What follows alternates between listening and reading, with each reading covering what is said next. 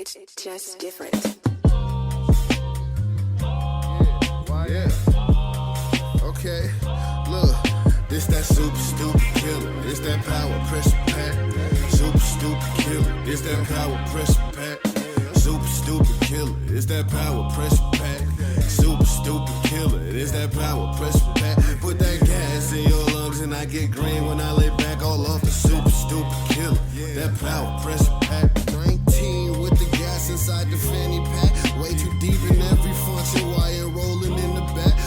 Puffing on the second try. I want a French in hell. Pass it to the gang. Stranger in the sesh. I skip his hand, but there's no need to fret. Peep this shit right here. It's off for sale. Crumble little more rocks. Some purple. Got it all in there. Hope a vegan there. Swisher can't contain this flavor here. Usually a paper boy, especially when Kush is near. Watch me tuck it in the cone and go Buzz Lightyear, flying right up out of here. Shit, you know I'm lying, cause I'm stuck up in this chair. Look at all them crystals and them pistols. They got my thumb still sticking. I ain't tripping. This that super stupid killer. It's that power pressure pack. I'd love to perform this shit because we haven't performed in a long time. I miss performing. Yeah, that was good days. But no matter what, when I perform, I still get the shit. No matter what, like every single time, bro, the day starts, I'm like all nervous. And I gotta distract myself and have a good ass day. Otherwise, I don't know, I just think about it all day. Even though I'm comfortable and I'm cool when I'm up there, but.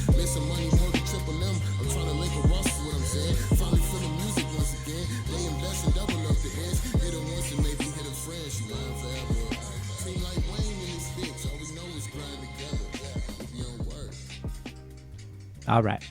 So, first of all, the beat is just dope. You know, I forget the producer, but SSK featuring J2 by the Young Natives on SoundCloud. It's dope. It's fire. I think something that's been... I always talk about music, what's missing, blah, blah, blah, blah. Overall, that song just feels good. And it's just something I want to play often. What do you think about it? Yeah, no, I loved it. I'm happy that Johnny is rapping with his brother. I don't know how long he's been rapping with his brother, but it's cool his brother's that... young, so... Yeah, how old is his brother? Well, his brother, I think, is only... Pierce is like 24. Okay. You know, and me and Jay, we're all about the same age. Too, 28, 30. So there's a bit of a gap between us and Pierce. Yeah, you know, you think 6 years isn't that much, but... If you think about it, when we were graduating, he was still in middle school. He was, yeah. You know, when we were doing shows, the real reason Pierce couldn't really be a part of it was because he was in high school. He wasn't even 21 for so long. Wow. So he couldn't be a part of, I'd say 90% of the shows we did. And I like how it went from Vegas natives, then Nation Overheads, and when did Young Natives get created? He kind of started that. So that's Pierce's like offspring from the Vegas natives. He just calls it the Young Natives. He's got a couple of his boys on him, and they got some dope stuff, man. Like, I mean, it just fits perfectly. It does, yeah. It doesn't even feel like it's different. Yeah, no, I like it. I hope they keep making more music. Yeah, and then, man, Johnny's just so dope. I talk about him. I'm going to continue to talk about him. I feel like he's the one rapper that needs to get signed, man. I think the rest of the world would feel as good as we do listen to his music. He's a big breakout. I mean, and it'll take time. I remember when Atmosphere was talking about when they broke out. It was 10 years.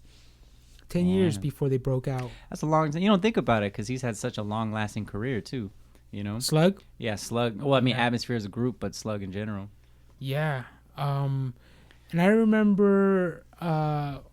before they got big, one of my friends said that he met Slug and he was drunk. Slug fell asleep at the hotel they were staying at. Oh, really? So after they performed, this was before they really hit it big, Atmosphere performed, I believe it was at a bar or something, and my friend Kevin was renting a hotel with his girlfriend, and they were I believe this was in Detroit or New York. I think it was New York. Anyways, and they ran into Slug.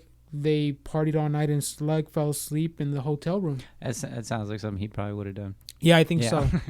When I saw Felt back in the day, Felt was what was it, at Paid Dues. But anyways, I saw Murs the next day at the hotel. He stayed at the same hotel we did. Oh, okay. And that was pretty cool, but anybody who's ever seen Murs, he's chill, man. Murs is a Murs dope is dope. dude. You know what I'm saying? I really And, like Murs. He took over Hip Hop DX's, I believe, The Breakdown. Yeah. He took over it and he did really good. I mean, it was no difference. And before that, it was Justin, a guy named Justin. I forget his last name. I'm sorry, Justin, but yeah. Yeah, no, Merce is great. Merce has a great take on everything. I mean, yeah, he's always in the crowd. Every show I've been at with Merce, he's always in the crowd. But anyway, Yeah. before we go too further, just want to let everybody know this is the 36 Chambers podcast. My name is Gabe. My name's Alex. And yeah, this is where we're going to be talking about some cool shit. So it was cool seeing him that day because, like, I've seen Atmosphere. I've seen Slug, you know, just at signings and stuff like that. But I feel like Merce is actually like, what's up, man? Like, who are you? What's your name? Like, I don't know. He feels like a really dope person, but... Very down to earth. When I first saw him with his dreads, I didn't expect it. I think when I originally saw him when he took over, I didn't think he was, when he took over The Breakdown on Hip Hop DX, I didn't think he was going to really fit into the atmosphere that Justin had created for the show. But no, I mean, he did really good. And yeah, that made me really like Merce more. I don't know if he's put out any new music. I don't know for sure, but he's always putting something out, so I would imagine so. But yeah, I mean, check out Atmosphere. Atmosphere's really good. Yeah. And so last time you mentioned Run the Jewels, right? Yeah. RTJ4. I'm not a fan. No, I'm just like gonna be RTJ4? honest, man. Yeah, like I did all of them. I ran through the albums, but I gave it a good listen, RTJ4, because that's what he wanted me to listen to. So I gave it a good listen, and then I went and I just kind of played it in the background, let it be music, because sometimes, you know, his songs get better that way. And I don't know, man.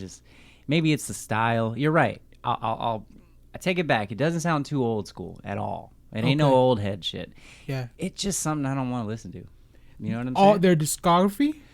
Yeah, like, I don't know. I feel like the beats are dope, but Killer Mike is dope. LP is dope. I couldn't say what's bad about any of it, other than I just don't want to listen to it. You know what I'm saying? That's You ever feel that way interesting. about a project? Like, it's good, but it's just something you don't want to listen to. I can't think of a project off the top of my head, but Okay. yeah, that's interesting. I listened to 2 Chainz one, the same one you told me to listen to. I mean, I love 2 Chainz too. I feel like he did a good job, but in other words, I didn't go back to play it again, and I had to tell myself to go back to play it again. So one thing that I can agree with a little bit. So the first, second, and third albums, RTJ 1, 2, and 3, those immediately listening to them, I thought they were great. I thought they were different. I mean, one after the other, they surpassed themselves. Okay. With the one, one project after the other, but with the fourth one thing I will agree with is that when I listened to it, I really wasn't as my enthusiasm wasn't there for the fourth one in the beginning. Okay. From the first 3. When I first listened to the first 3, it was immediately there. But one day I listened to it without skipping anything, and I really liked it. Okay. Yeah.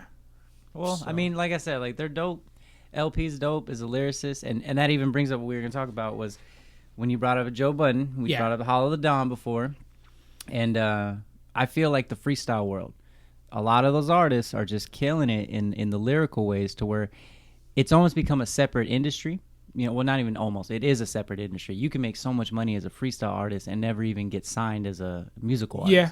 And so maybe that's why hip-hop kind of is the way it is too. It's just industries that don't need to compete anymore for the same spotlight because they're different. And, you know, and B Magic, one of my favorite freestyle artists, Punchline King, Daylight, another one, Pat Stay, Hollow the Dawn, all these artists, like, and they're just freestyle rappers that are so lyrical, so dope, so complex, and just original in their own ways. There's plenty of others to mention, but those are my personal favorites. Who were those tag team hip freestyle rappers that they would like make fun of you? I forgot their names. Are you talking about like Andy Milonakis when he did that with Dirt Nasty? No, Or- you showed this to me when we were younger, when I was living here. Okay.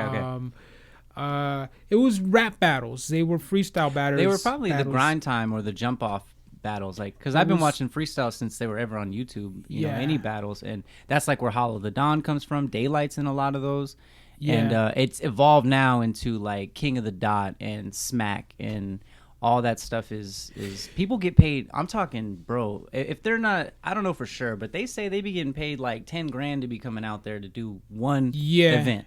Yeah, that's cool. And sometimes upper to 50 grand. Like what? Damn, contact high. You want us? Hey, we don't. Have to, I could stop. Oh no, I'm cool. I'm cool. Okay, I don't mind.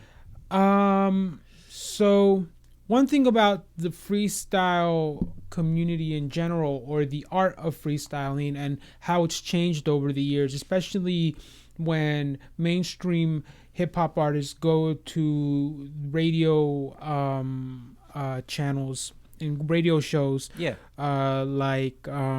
Who's the famous one? Five Fingers of Death freestyle. Oh, with Sway. Sway in the Morning. Yeah, I mean they are on there sometimes. Oh, you know where you see a lot of freestyle artists now? Wild and Out. Yeah, Wild and Out. Yeah. All of those rappers that are on there, or even like you don't even know they're rappers, but all the ones who compete in the freestyles at the end, they're all from the King of the Dot, and they've all competed against some of the people like Daylight and B Magic and all that.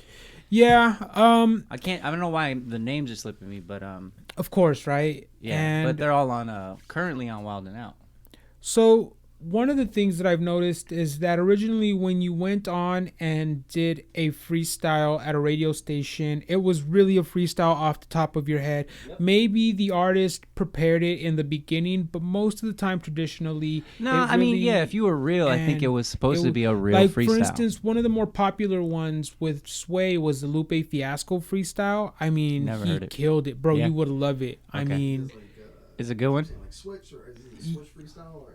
I don't know if it's one of the first ones that he did. I mean, and I think he did a Kanye beat, and I mean, it was just so smooth. And you know, He's okay, like, I'm gonna take it like this and like that. Oh man, and that's it was another thing great. is what makes a good freestyle artist is a whole different topic because, okay, like one artist that's in Vegas, a lot of people probably know is Snap Murphy. Not hating on Snap Murphy in any way, but when we would do a lot of shows, man, he would put us on. He was really cool as a promoter to help us out with shows in the beginning, but as far as his performances, like he did the same kind of freestyles every time. Like he didn't repeat his rhymes, but it would just be like, hold something up, hold something up. Yeah. Okay, this man's got a beanie. Oh no, shit! Look at this dude's throat, choking on a weenie. Like just typical ass boring stuff. Where I feel like you can do that off of anything, and that's stuff that's like, I don't know if you guys noticed, but like.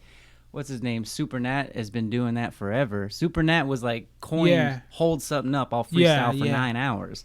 You know, and so that stuff, is that cool? Some people feel like that's dope freestyling. That fool can freestyle off the top of his head. Yeah, one of the other ones that's similar to that are the ABC freestyles. Exactly. When you just go A and then you freestyle with something off of A, then B. I think Papoose really popularized that one. But then you got people like Big L who would go on and freestyle, and it would just be like killing people, and he'd be like conscious and dope all at the same time. Yeah. Or MC Juice. You know who MC Juice is? Mm-mm. See, a lot of people don't know MC Juice. He battled Eminem. And when Eminem got famous in the 1997 freestyles or whatever, he got real famous from 98. Yeah. He battled MC Juice in the finals, and like people don't talk about MC Juice, but that fool can freestyle for 20,000 hours straight, and he just says shit after shit after shit after shit nonstop. And he was doing that in the 90s, and he's still doing that now. If you look up his freestyles now, he's like these artists like B Magic and Daylight, as intricate as their rhymes are, but off the top of his head. Okay. Now that to me is godly. There's a difference off the top of your head. You know what I'm saying? Even in the radio stations, it's been natural to even do it off your phone. I've seen a lot of artists. I mean, and it's crazy. What's considered a freestyle now is if you can memorize your verse. If you That's can a memorize freestyle. your verse, yeah. And before that used to just be what you had to do to be a rapper, you know. But I think it's changed where now you're freestyle artist versus freestyle off the top of your head. That's different, you know. One thing that I like is that when Tyler the Creator went on Sway, everybody knows that he doesn't freestyle, and Sway asked him to freestyle. And he did all that gay shit, right? He did the funniest stuff, man. he's like coming through with AKs the size of buses, and it was just really funny. Is that He the was one where he says all hilarious. the gay stuff? I don't know. That was the Funk Flex. Okay, if you seen Okay. that, No, I haven't seen all right, that bro. one. Just because that shit is ridiculous. Tyler the Creator does a gay ass freestyle, not like in a bad way, as far as like hating on gay people, but he goes over the top to talk about like, what does he say, kissing Funk Flex, or I want to hook up with. Gay butt sex with Funk Flex. Okay, yeah. So There he you says go. Gay butt I- sex with man. Funk Flex. Come on, bro. That shit is I hilarious. love it, man. But I think I like what Tyler does because he sticks to like he doesn't have to be serious. So when he is serious, that shit's fire. That shit's mega fire. You know? So he's done a lot of interviews with Nardwar. You like Nardwar? I do. I Yeah. don't watch him a lot, but I like it. Yeah. Well, so this last interview he did with Nardwar, he calls him Daddy. Mhm. It's the funniest shit ever, dude. Just trolls him calling him daddy. Yeah, it's Oh the my God. funniest shit ever, man. Did you see it? No, man, it's the funniest shit ever. Like yeah, especially when Tyler, he messes him because Yeah. he knows everything. Yeah. Yeah. If you can hear him, this is Duhaney in the building, by the way. Next time we'll get you set up with a mic, bro. Yeah. The first time Nardwar interviewed him, Tyler was like, "Are you with the feds, nigga?" He gave him I think he gave him a record too. Like he like throws him off and starts asking all these questions. Yeah. That's hilarious. Yeah. But Um, freestyling is crazy. What else did you want to bring up? Let's see. Well, I'm working on an album. I got Yeah? an album What are you called working on? 1994. And I've been working on it for a little while. The inspiration is artists, I think, from 1994 to 1997. Yeah, 94 was a big year. You know? And some of the beats got like that boom bap, Big L kind of simplicity to them. And then I got a couple beats from Major Dynamic. And then I feel like the raps are really just kind of simple. Like, they're all punchline based. I think B Magic was a big inspiration for a lot of that. Like, I feel like it was just line by line. I just wanted to be hard. Like it begins with I'm out for throats. I smoke these crews more than I smoke dope. Okay. You know, I feel like every line is just supposed to be like dope, kicking ass. You know, like taking rappers out. But yeah, it's called 1994. I got Huck Finn on it. If you guys don't know what Huck Finn is, from Kids with Guns here in Las Vegas. Huck.Finn. Just look up Huck, HUC.Finn, FINN. Did they perform at your show one time, Kids with Guns? Yeah, dude. Like the whole was it group the guy is dope. with the long hair? Not him. No. Huck has a really, really dope voice. Like if you ever let me play you. One some of them his reminded voice. me of Gunplay. I don't know why. What's it called? You know who He's Gunplay is? No, I don't know who Gunplay is. You know who Gunplay is, Eric? From Mike, Maybach, right? Maybach Music. Yeah, Yeah. Never really heard him, but I know. Yeah, I love Gunplay.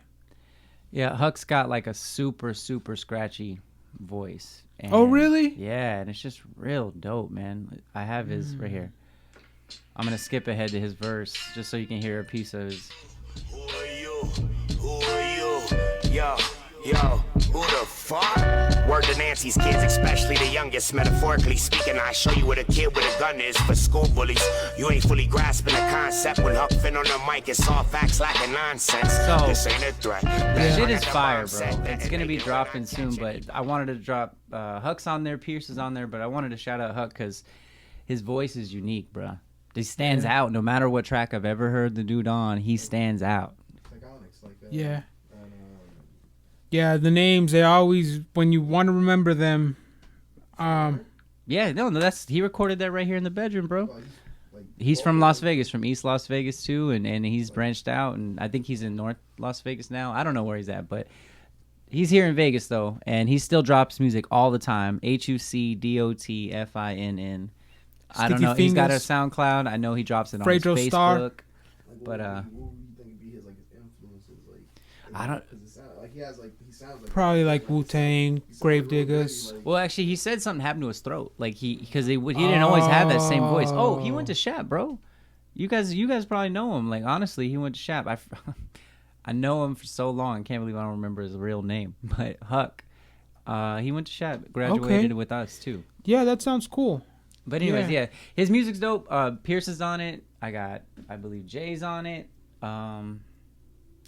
It's just gonna be like I feel like a dope album. I didn't want to take it too seriously. I just wanted to put some dope ass raps to some beats, you know? So speaking about hip hop, underground hip hop, and more, because that sounded really old school. Oh yeah, that's the point. It's supposed to And- 1994. I wanted it to sound Yeah. old school with new lyrics, you know what I'm saying? I don't really listen to Logic, but I'm really surprised how Logic got so big and broke Yeah. into the mainstream with yeah. a old school sound. I thought he which- used to before Logic got big with his songs that were on the radio. I remember him being like an underground artist, Exactly. like an old hip hop head, you know. Exactly. And then all of a sudden, like he's got these songs like the one with "I Don't Want to Die" song, or you know what I'm talking about, the one that was on the radio.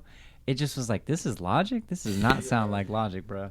Maybe because he felt that he needed to appeal to a more mainstream audience, Yeah. to kind of break through and bring his old school hip hop sound.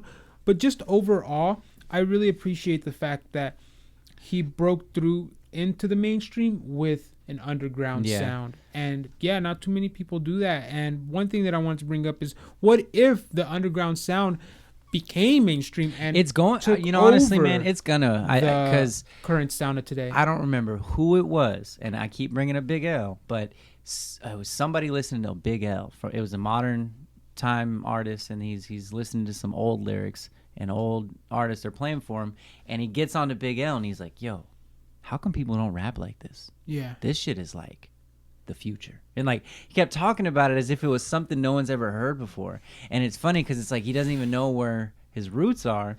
But it's like, you're right. I think it's gonna revolve full circle, and one day that's maybe, why I keep man. making music, because shit, one day people are gonna be like, yo, that shit's tight, bro. Yeah, maybe, because You know?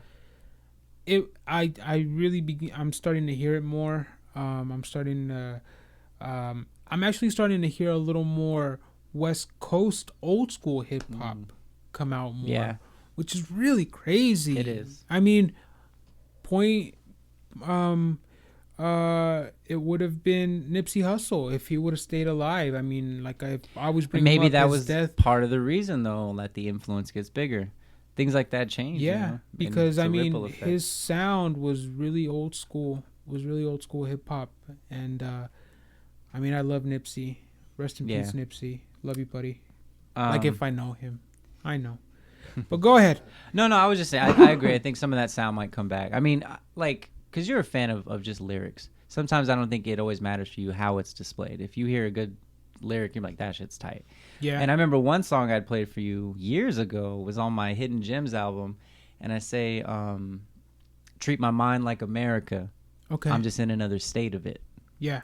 And you were just like, man, that is so tight. And like, I remember you even texted me later, like, that line is so tight. Yeah. man.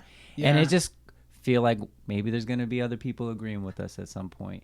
And old hip hop might make a comeback. You never know. Yeah, you know, I've always been a fan of both of them, because like I'm a really big fan of Rick Ross. I'm a really big fan of Meek Mill, Gunplay. I like new fucking music, love yeah. 50 Cent, man. Get Rich or Die Trying. I have to love say, it. since you got me on to Lil Wayne back in the day, I Yeah. opened my eyes up to music. And Amine is an artist I never thought I'd ever like, but Amine is killing it still. His Limbo album is fire, bro. Yeah. Still so fire. Yeah, I mean, It is. I know you said that Kendrick is really dope, that whatever he puts out, you'll get it. Oh, definitely. But I really do wonder if he's ever going to put out any new music, because I know he's got know. his acting career going on, and I think he's writing a book or something. I don't know. I mean, he's going to put something out eventually. Shock the world again, Kendrick style. And if he doesn't, he doesn't. To be honest, he's already Exactly. done so much. But, Yeah, you know, he really did big. So, I want to see another one from Isaiah Rashad, to be honest. What were we going to say? but I still feel like Damn is still like it's appreciated, but it's still underappreciated. Like, I think I don't appreciate it, I'm be honest. I mean, he's young. I don't know, but when it first came out, it came out like damn, like Yeah, You know, that's a good point that you mentioned. I'll buy everything. I never bought Damn, though. yeah. I don't have that. No, No. I like Damn. I really appreciate it. I think it just came out like out of nowhere. It wasn't like really like a drop. Like I don't know, like Yeah, what was that's the exactly single? what it sounds like. It sounds like some shit he was like, you know what, I'm just going to put some stuff together. It's going to be dope. And then it just, I don't know if people ate it up or if it was really the right sound Oh. to hear at the right time, but I think it was his approach because he dropped DNA, and DNA was so big when he dropped it Yeah. that I think that's what made people okay, love Damn the more. hits from it are fire as hell. I'm not gonna lie. The album's not bad. Let me stop myself here. The album is still fire. It's just something that I didn't appreciate as much as How to Pimp a Butterfly and Untitled Unmastered and All those you know. albums are just like when Well, you know that I got a good question now. A very good question that I'm glad this somehow popped up. Why do you think he took the Kung Fu Kenny approach? There was a reason. I believe that what was who's the gentleman who's in Ocean's 11, the black guy from Ocean's 11?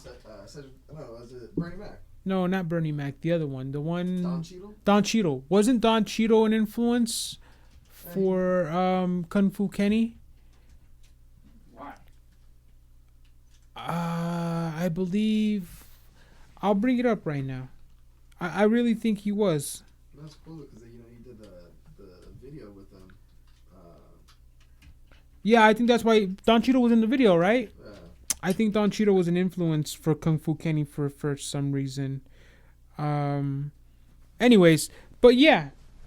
But why do you think? Why do you think, Gabe? No, I don't know. That's because me and Monica have talked about this plenty of times. We talk about why did he take the Kung Fu Kenny approach? Because I do Kung Fu. So no matter what, if anybody ever imitates Kung Fu in any way, I don't laugh like, ha, that's so fucking dumb, blah, blah, blah, blah. But to be honest, like, I don't take anybody seriously unless you really do martial arts. So I don't care if you're Kendrick Lamar. I don't give a shit who you are. You're going to imitate Kung Fu. I'm not going to be mad. I'm just going to consider you as ignorant as a lot of other people. However, Kendrick is Kendrick. So why would Kendrick do this? It makes me think he probably has felt maybe he reached that level of mastery to where like a Kung Fu master would be. Not a karate dude like what you might, this hard sensei. No, I'm talking about Kung Fu Kenny. Someone who's like up there in a certain type of status. Because you think of when you think of one of the baddest fighters of all time, who do you think of? Anderson Silva? No, I'm talking about like of all time from people who have existed throughout time, blah, blah. I think Anderson Silva too, but we're not talking about so realistically. Who does everybody think is the baddest? Who does everybody paint Bruce pictures Lee. of? Exactly. Bruce Lee, Kung Fu. That's what you associate with badass. What's next to that? Jackie Chan. You know what I'm saying? So, ooh, Jackie Chan would have took Bruce Lee out. I think so. yeah, and that's a whole other discussion right there for sure because Jackie Chan does the same Jackie Kung Chan Fu was I a do. bitch. If you watch his movies, man. Northern and Southern Shaolin, bro. That's what man. we do, son. But anyways, that's all the stuff Wu-Tang based all their music off of. So I believe in all that. And to think even Wu-Tang has embodied that way before Kendrick ever did. So what was his approach? I feel like maybe he just, got to that level. Maybe. You want to know what's funny? On a small subject similar to this. Yeah. So there's a Nipsey Hussle interview where there's like this hip hop show or convention and Nipsey in California, and he's young. He's got Jerry curl hat. He looks like Snoop Dogg a little bit, and there's he's being interviewed by some small time promotion or like some small time show, and during the interview you watch J-Rock and Kendrick walk by, and they look so young. Kendrick has like a fade, like that's how young he looks. Damn. They all went on tour together with the game. Like the game, he mentions it. Like he brought them on. That's cool. Like, with them when they first were Black Hippie and Nipsey Hussle and all that. Yeah, I think this was a little before that. But yeah, it's crazy that they were all in the same community, the social group of hip hop at that time. I mean, it's like when you watch the videos, when you see freestyles of Mos Def and Busta Rhymes. And, you know, just like all these artists in the same room at the same time. Like, how in the hell did that happen? Well, they're all performing at the same spots, trying to get noticed at the same time. Of course, they're gonna bump shoulders and shit. I remember a story that who's the DJ from the Breakfast Club? DJ Drama. Yeah, I think it's DJ Envy. DJ Envy. So DJ Envy tells a story that when Nas was barely coming up, when they were both barely coming up, I think Nas had just dropped Illmatic. Anyways, so he runs into Nas at a show, and he goes up to him. He's like, "Hey Nas, I'm DJ Envy," and Nas just pulls out his gun, and he puts it in his face like, "Back the fuck up! Like, who do you think you are coming up to me?" And I thought that was really funny, man. Did you watch the Wu-Tang series? No. Oh man, I got mixed feelings about it, good and bad. You know what I'm saying? Because Riz is a good artist, a good producer, but sometimes his step into video and film is, to me, a little skewed. Like, yeah, I don't know. It's just a little weird. But the main reasons that is like it doesn't sync up with real history according to the Wu-Tang Manual, according to the Tao of the Wu. A lot of the facts are like, it wasn't really like that in the way you mentioned it. Even like that one song he has about being a sperm. You know what I'm talking about? No. Bro, I know you've heard it because I played this shit 1,000 times in the car. But he has a song about being a sperm. He didn't write that shit till I think 1997. Till his later album. No, actually later, like 2001 is when he put that out. And then he's in the show. He supposedly wrote that in like 93, like way back, or like 92 when he was getting Wu-Tang together. You know, I kind of don't fault them for that because they've lived a life of a life full of pressure, more than we have. You know, how many shows have they done? Well, I mean, he's telling the actual story. That was the thing, is he's giving history, but then he's like changing things about it. So I don't know. Maybe that was part of his artistic. I don't know, because the same thing happens with rock stars. Yeah. With Motley Crue, Ozzy Osbourne, Led Zeppelin, Queen. When they all tell their stories, sometimes they even say, like, I don't know, this was like 85, maybe it was 1990 or 1985. Like that much of a difference, 5 years. I got you. And they'll say it like, we just don't remember. We were fucked up at that time. We were on tour. Yeah, that's true. That's a big part of it. A lot of stuff. Honestly, I think a big part of all film, all movies, all shows, doesn't matter, and this is a big part of the Wu-Tang show, it's just the characters that they casted weren't really the best. And they have Dave East playing Method Man, which was fire. Bro, he played Method Man so perfect, but like the dude who played Ghost and the dude who played Raekwon. What is this, a Wu-Tang series? Yeah. On Showtime, or what's it on? It's not. It was on. I think it was on Hulu, right? Yeah. Really? Oh, probably that's why I didn't. The Wu-Tang Saga, I think, is what it was called, or an American Saga, something like that. I remember one that was a documentary where they were speaking. No, this is a dramatized show with actors. Yeah. See, the main character playing Riz is dope. Like I said, Ghost is okay. Raekwon's okay. And those are the two biggest influences in the show. But you know who else is in it? Is Joey Badass and Dave East. And those are, two modern rappers. They do a great job playing Inspector Deck and Method Man. So it's a good show. You should give it a shot, especially just since you're a Wu-Tang fan. Watch it. But since we got to wrap it up soon. But what were you going to mention? Yeah, I know we got to wrap it up. But I got to tell this amazing Wu-Tang story when they were on tour recently.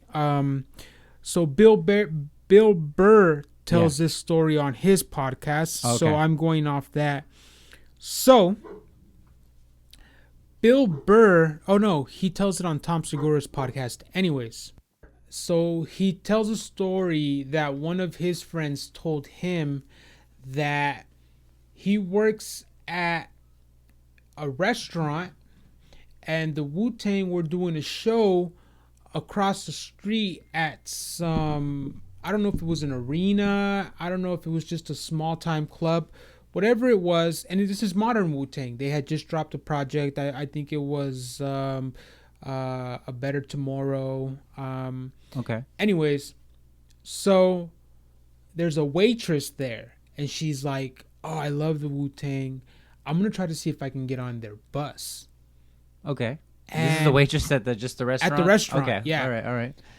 And she gets on the bus. Okay. And she blows all of the Wu-Tang members. Just every member. Yeah. And we don't know who was probably on that bus at that time. Originally. Could have been 6, could have been 9. Who knows? No, all 9. All 9 of them? All 9. Okay. Okay. I know ODB's dead, but we're talking Capadonna. And Bill Burr's talking about how originally she's like, I'm gonna get on that bus. I'm gonna try to blow one of them. And she didn't anticipate that after she was done, the other one, she would have to go to the other one. And after she was done with him, she would have to go to the other one. By the time she was done with the 9th one, she was about to cry. She felt like she had been taken advantage of. Lord. She felt like she had been taken advantage of. She goes back to the restaurant and she's like, I don't know, I don't feel right, all of this stuff. And the guy was like, you went on there. You told yourself that you were gonna get on there. This is and Bill try Burr, to- though, yeah. Yeah. And dude, it's so funny, man. The way he tells it, and I was gonna say, it doesn't sound funny the way you're telling no. Tom Segura was like, Tom Segura was cracking up, and Bill Burr was Yeah. like, I don't know if we should be cracking up, just like you're saying right Oh, now. okay. Well, I mean, it's just, yeah. But that's Poor still funny. thing. Yeah, I mean, you're right. She made the decision. That was her damn choice. You think she even knew who Wu-Tang was?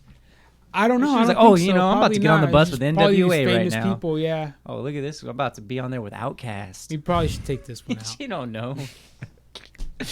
All right, well, we touched on Amine. He's dope as heck. Czarface, I think everyone should check Czarface out if you haven't, because it's just a good collaboration from Wu-Tang. But the latest one they put out was with MF Doom. I got Gorilla's newest album. I have it on vinyl. It's orange. It's super tight. Mainly just for that Schoolboy Q song. Yeah. But they have a song on there with Black and Elton John.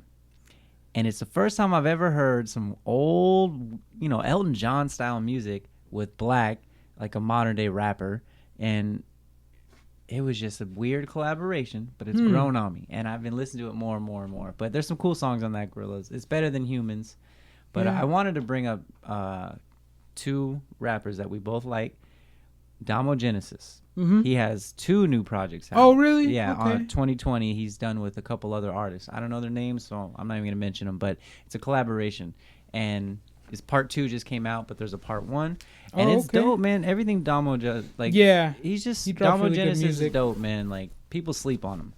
His stuff is fire. And then that brings up Earl Sweatshirt. Oh, Like, man, yeah. what is that guy up to, I man? know, man. It's just his career took such a different turn. It's just so crazy. And I don't even think he cares. I don't even I think really don't think he cares either. No. Because he still gets collaborations with Freddie Gibbs. He still gets things like with artists he wants to work with, he's going to work with. Yeah. But he said it in plenty of interviews, like, people suck.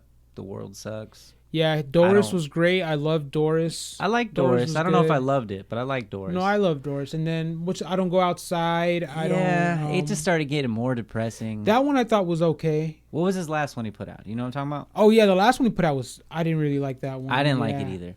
But I will say his style has inspired another project I'm dropping called Grime after I do 1994. Yeah. And the beats for Grime are all exactly what it says, Grime. And I'm going to do a video project with it to go like a 40-minute, you watch it and it's all the music synced up to the videos.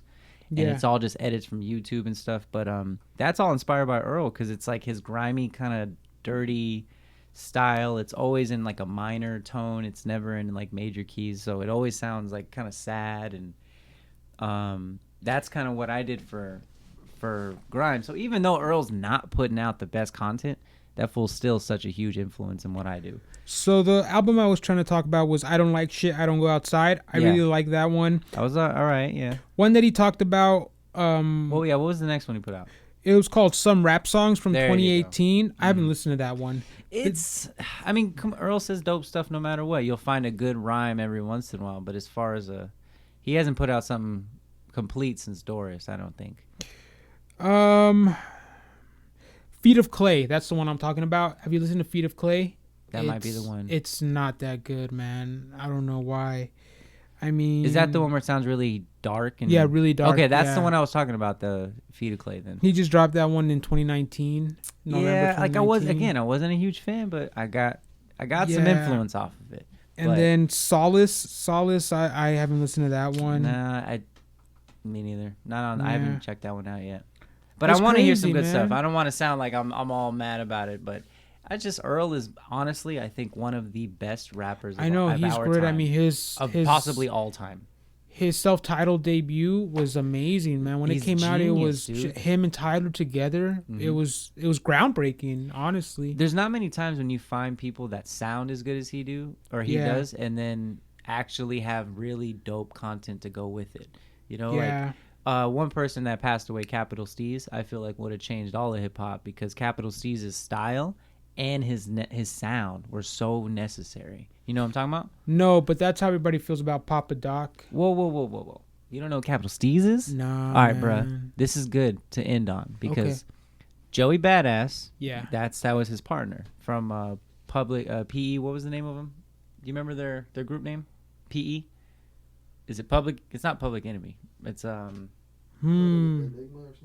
Look up them. It's PE. That's what they went by. But it was Joey Badass and Capital Steez, and they are freaking fire, right? They came out and they had that underground style back when nobody was having it, and it was killing. I think they're both New York based, and then next thing you know, Capital Steez is putting out some of his own content on YouTube, and he passed away. And then Joey Badass went on to be Joey Badass, and he got really famous after that. And he still reps Capital Steez all the time, but Yeah, I like Joey Badass. Capital Steez is where he gets all of his influence, and he said Capital Steez is the one who influenced him to even write and to really get involved in this shit because he looked up to him. And I think he would have changed all of the underground and maybe even the mainstream hip-hop because Capital Steez is fire. But if you get a chance, look up his stuff on YouTube. Pro Era, PE, yeah. There's that song where Joey Badass, they be on PE nuts like they elephants. That's the their breakout song. That 1999 was cool.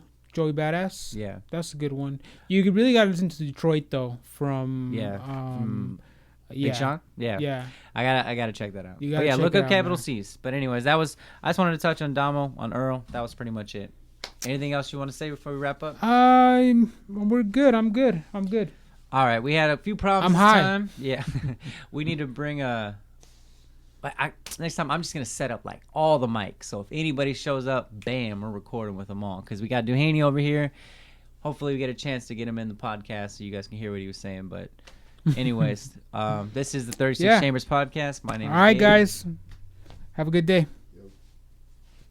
My name's Alex. Sorry, buddy. Peace out. Yeah. Okay. Look, this that super stupid killer. It's that power pressure pack. Super stupid killer. It's that power pressure pack.